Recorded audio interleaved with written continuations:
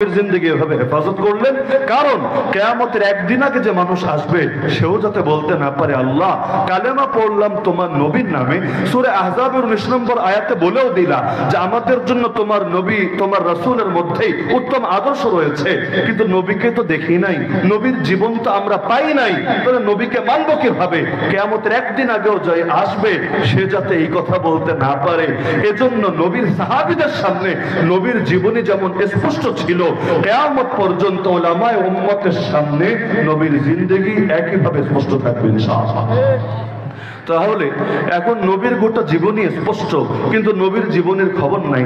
আপনি খালি নবীর নামকে বরকতের মাধ্যম বানিয়েছেন, যে নবীর নাম নিলে জিলাপি পাওয়া যাবে, নবীর নাম নিলে তবারক পাওয়া যাবে।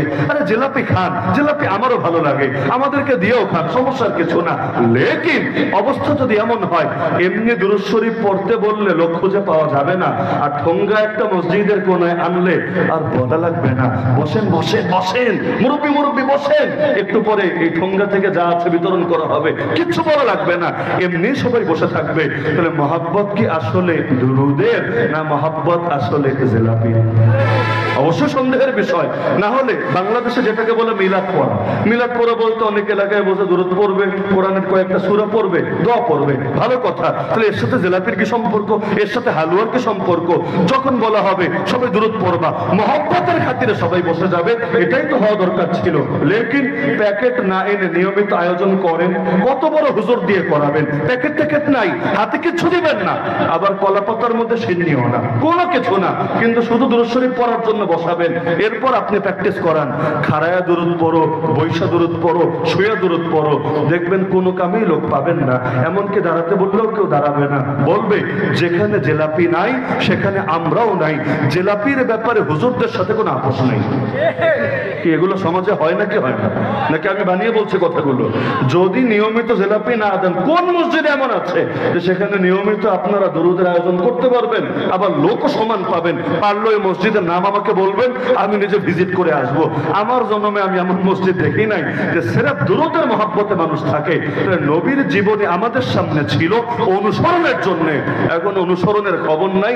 আল্লাহ নবীর জীবন বানিয়েছে শুধুমাত্র ধান্দাবাজির জন্য। লাইলাতুল কদর আসলে যেমন মৌসুমী নামাজি পাওয়া যায়, মৌসুমী নামাজি বুঝেন, সারা বছর নামাজের খবর নাই, আর এই রাতে 1 মিনিটের জন্য ঘুম নাই, এমন নামাজ পড়বে সারা রাতে, ভাবটা এমন এক রাতেই তার সেঞ্চুরি পূর্ণ হবে, মানে মাইল একটাও নিচে পড়বে না, সব বাউন্ডারির বাইরে পাঠাবে, এমন ইবাদত 100 রাকাত নামাজ হয়তো শেষ করে ফেলবে। লেকিন বাকি সারা বছর ফজর তো দূরের কথা, মাগরিবেও তাকে পাওয়া যাবে না। এমন লোক আছে নাকি নেই? আছে নাকি নাই? মৌসুমী নামাজি বছরে 1 দিন পরে, কেউ মৌসুমী নামাজি বছরে 2 দিন পরে, মানে 2 ঈদের নামাজ আর জানাজায় আসলে কোন রকম দাঁড়ায় আর কি, কারণ কি পড়া লাগে তা তো আর জানে না, মুখও নাড়ায় না, কারণ মুখ দিয়ে কি বলতে না কি বলে ফেলবে, আবার বেয়াদবি হয় কিনা, এজন্য মুখ দুটো একেবারে বন্ধ করে রাখে, খালি হুজুরের সঙ্গে তাকবীর দেয়। তাকবীর দিতে গিয়েও কেউ বারবার হাত তোলে, চিন্তা করে ঈদের নামাজে তো হাত তুলি, জানাজার নামাজে কেন বন্ধ থাকবে? তো 2 ঈদের নামাজ পড়ে খুব গুরুত্বের সাথে, আর বাকি যখনই নামাজের কথা বলবেন, বলবে হুজুর কাপড় ভালো নেই। তাহলে ওরকে সারা বছরই পিরিয়ড চলে? যদি এমনই হয় যেন ওর কাপড় সবসময় খারাপ থাকে, তাহলে প্রয়োজনে হুজুরদের কাছে বলুন যে আমার জন্য প্যাডের ব্যবস্থা করে দেন, যাতে করে কাপড়টা ভালো থাকে এবং আমি নামাজটা ঠিকঠাক ভাবে আদায় করতে পারি। পুরুষ মানুষ কিন্তু নামাজের কথা বললেই বলে কাপড় ভালো নাই। তো যেই কাপড়ে নামাজ পড়তে পারো না, ওই কাপড়ে আজরাইলের সঙ্গে দেখা করতে পারবা? আজরাইল যদি এসে হাজির হয়, তোমার কাপড় ঠিক করার জন্য 5 মিনিট সময় দিবে। এই অবস্থায় যদি মরণ হয়, মরণটা কেমন হবে? আমরা আমাদের বড়দেরকে দেখেছি নিয়মিত উজুর হালতে থাকে, নিয়মিত উজুর হালতে থাকে, এমনকি নামাজ না ঘুমাতে যাবে তখন উজু করে ঘুমাতে যায়, যাতে করে মরণটা যখনই হয় সর্বোচ্চ পবিত্র হালতে মরণ হয়। গাড়িতে উঠবে, আরে উজু করে গাড়িতে উঠে এমন ভাবে দোয়া দরুদ পড়তে থাকে যেন হঠাৎ করে সড়ক দুর্ঘটনায় মরলে নতুন করে আফসোস না করা লাগে যে তওবার সময় পেলাম না। অল টাইম প্রস্তুত মরার জন্য, আর নামাজের জন্য আমরা প্রস্তুত না, কারণ মৌসুমী এটাকে বানিয়ে ফেলেছি। একইভাবে নবী প্রেমিক অনেক আছে দেশে, তবে তারাও এটাকে মৌসুমী নবী প্রেম বানিয়ে নিয়েছে। সারা বছর টর্চলাইট দিয়েও খুঁজে পাওয়া যাবে না, আর বিশেষ একটা দিবস আসলে তাদেরকে শিকল দিয়েও বেঁধে রাখা যাবে না। যদিও নবীর আদর্শের ছিটে ফোটাও তাদের জীবনের মধ্যে পাওয়া যাবে না। এটা কি আল্লাহ নবীর শিক্ষা? আরে বলেন এটা কি আল্লাহ নবীর শিক্ষা? আমার তো মনে হয় বাংলাদেশে যেই পরিমাণ আল্লাহর ওলি এসেছে, যেই পরিমাণ হাক্কানি রাব্বানি আলেম ওলামা এসেছে, আরে বাংলাদেশে ইসলামের ইতিহাস, এলেমের ইতিহাস আজকের নতুন না। ঢাকা নারায়ণগঞ্জে গেলে সোনারগাঁ একটা মাজার দেখে আসতে পারেন, শেখ শরফুদ্দিন আবু তাওয়ামা রাহমাতুল্লাহ আলাইহি। আরে যখন দেওবন্দি ধারার কওমি ধারার কোন মাদ্রাসাও এই দেশে প্রতিষ্ঠিত হয় নাই, তার বহু আগে আল্লাহর বান্দা সোনারগাঁওয়ের জমিনে বসে মানুষকে হাদিস শিখিয়েছে, আত্মশুদ্ধি সবক দিয়েছে। তো এই অঞ্চলে এলেমের চর্চা, দাওয়াতের চর্চা, আত্মশুদ্ধির চর্চা আজকের না, 100 বছর আগের না, বহুকাল আগের। কিন্তু এত ওলি আসার পরও, এত আলেম ওলামা থাকার পরও শিরিকে যায় না, বেদাতে যায় না, জীবন কোরবান হয়ে যায়। বেদাতীদেরকে আধুনিক যুগে এসেও বেদাতের অসারতা বোঝানো যায় না কেন? আমার কাছে মনে হয়, আপনাদের ভিন্নমত থাকতে পারে, আমার কাছে মনে হয় যে আমরা আল্লাহর ওলিদের অনুসরণ করাকে গুরুত্বপূর্ণ মনে করি না, তাদের নাম বেচে চেতনা বেচারেই গুরুত্বপূর্ণ মনে করি।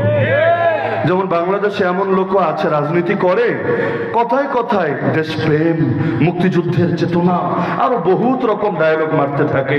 কেউ কেউ এর বদলে উন্নয়ন উন্নয়ন উন্নয়ন সকাল সন্ধ্যা 1000 বার করে জিজ্ঞাসা করতে থাকে। মানে কথায় কথায় শুধু চেতনা আর চেতনা আর চেতনা।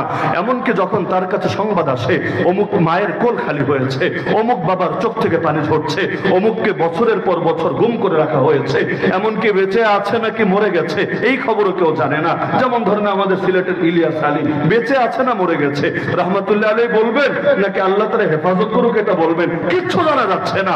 তো এই মানুষগুলোর সংবাদ যখন তার কাছে যায় তখনও তার অন্তরে রেখাপাত করে না। যত বড় দুঃসংবাদ আসুক এক কথা দিয়ে সব সমাধান, স্বজন হারানোর বেদনা আমার চাইতে কে ভালো জানে। তাহলে এভাবে যদি সবকিছুতে একটা লেভেল আর প্রলেপ লাগিয়েই খতম করে দেওয়া যায়, জিন্দগিতে আর কি লাগে? আমাদের হালত হয়েছে এমন।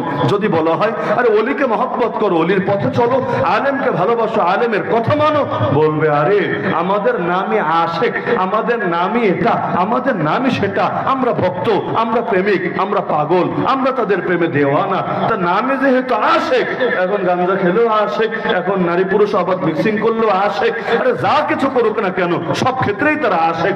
তাদের আশেকগিরি আর বের হয় না।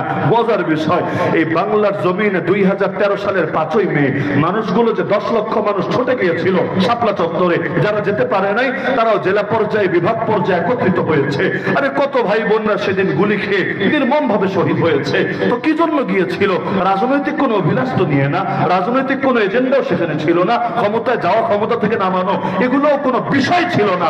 যারা গিয়েছে একমাত্র নবী প্রেমের দাবিতে গিয়েছে, যারা গিয়েছে নাস্তিক, বেঈমান এবং সেই সমস্ত ব্লগারদের ফাঁসি চাওয়ার জন্য গিয়েছে, যারা আল্লাহ নবীর শানে বেয়াদবি করে। এই মানুষগুলোর বুকে গুলি চালানো হলো, নবী প্রেমের নজরানা দিতে গিয়ে রক্ত ঝরালো।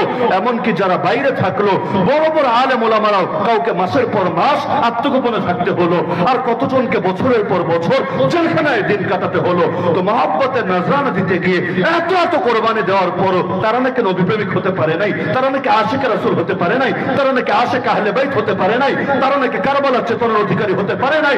অপরদিকে যারা আল্লাহ নবীর সাথে গালিগালাজ করলেও আরে প্রতিবাদ দূরের কথা, একটা বিবৃতি পর্যন্ত দিতে পারে না।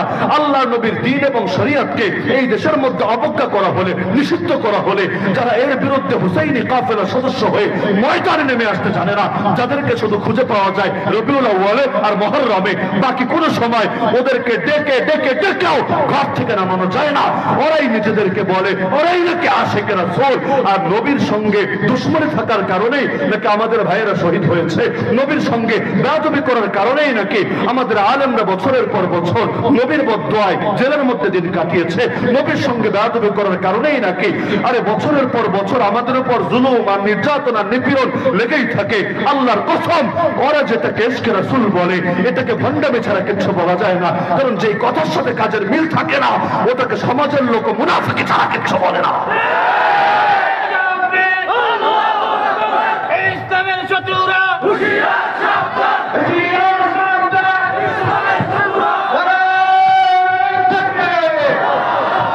বাংলায় একটা কথা বলে, অতি ভক্তি হ্যাঁ, সব জায়গার জেলায় সব জেলার মানুষই জানে অতি ভক্তি চোরের লক্ষণ। কথাটা দিলের মধ্যে গেঁথে নেবে। যারা হকপন্থী তাদের মধ্যে অতি ভক্তির নামে খালি একই জিকির, একই ডায়লগ, এগুলো বেশি দেখতে পারবেন না। মনে করেন সুন্নত মানে যে তাকেই পরিভাষায় সুন্নি বলে। সুন্নি কারে বলে? এটাই তো সুন্নত মানে যে তাকেই সুন্নি বলে। পূর্বসূরীদের